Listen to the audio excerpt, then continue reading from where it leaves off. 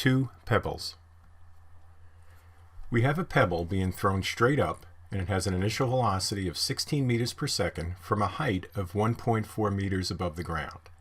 At the same time, a second pebble is dropped from a height of 14 meters above the ground.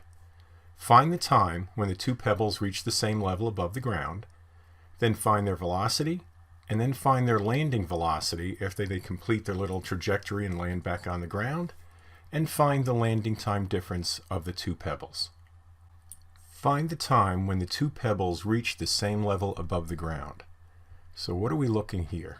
We're looking for a position, and we're also looking for a time.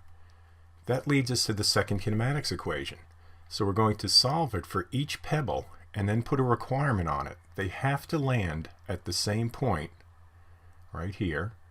So we'll call that point Y, where Y up, that's the pebble that we're throwing up, and Y down is the pebble that's just being dropped.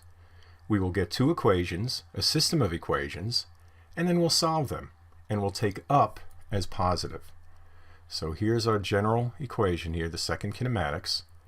Here's the equation for throwing the pebble up in the air. We have an initial position of 1.4, an initial velocity of 16, and then we have acceleration from gravity, which is going to be half at squared, this term right here. So that's negative 4.9 t squared.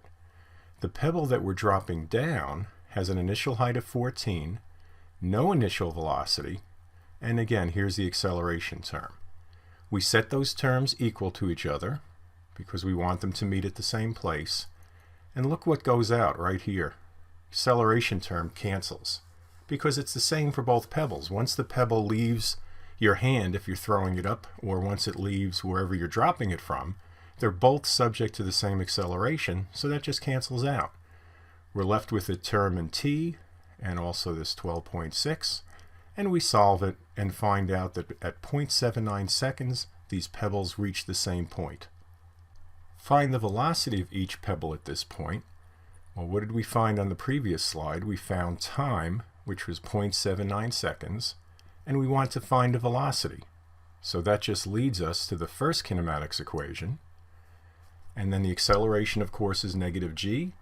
We just substitute in our values for time. And here's our up equation. You have an initial velocity. The down pebble has zero initial velocity. So at the point where they meet, the up pebble is doing 8.3 meters per second.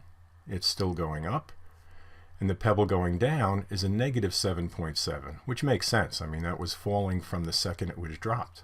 So those are the two velocities. Compare the landing velocities of the two pebbles.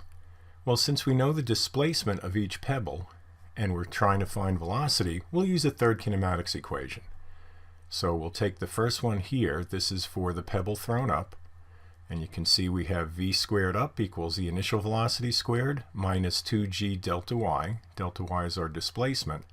And the displacement, your final position is 0, and your initial is 1.4. So we put the numbers in, and we come up with negative 17 meters per second, which is good because we know it's heading in the down direction. And why did we take the negative root, right? When you take the square root, it can be plus or minus.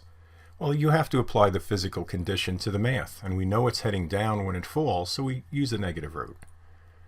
For the pebble that just falls, we have no initial velocity, and we just have this term, and we find out that that is also minus 17 meters per second. Now, don't read too much into that, okay? That's just true to two significant figures. If you were to take some more sig figs, you'd find out that the numbers are different. So correlation here is not causation. There's no relationship between those two velocities being so similar, other than that's how we chose the initial conditions. Find the landing time difference of the two pebbles. We're going to use the first kinematics equation, and we'll have the landing velocities calculated in part C for the pebbles. So here's our equation, and the acceleration is negative g, and let's start with the pebble falling down. The final velocity, the landing velocity, is equal to the initial velocity in the down direction minus gt. We rearrange the equation to solve for the landing time, and then we substitute in our values. Here's the negative 17 we found before. The initial velocity was 0, and we come up with 1.7 seconds for the pebble that is falling before it hits the ground. We then move to the pebble that we threw up. It had an initial velocity in the up direction, and again, here's your minus GT factor. We rearrange for time. We put in our initial velocity of 16, our final of negative 17, and we get 3.4 seconds, which makes sense because when they met, all right, when they met at this point here, it's not a terribly good arrow. Let's try again. There's an arrow. And the other pebble was coming down here. This pebble still had an upward velocity, so it had to go up like this before it came down. This pebble sort of had a head start, so it hit first. So the numbers seem to check out. And to complete part D, we just have to subtract the 2 times. So the difference in landing will be the one going up, which takes longer, minus the one coming down, and we get delta t is 1.7 seconds.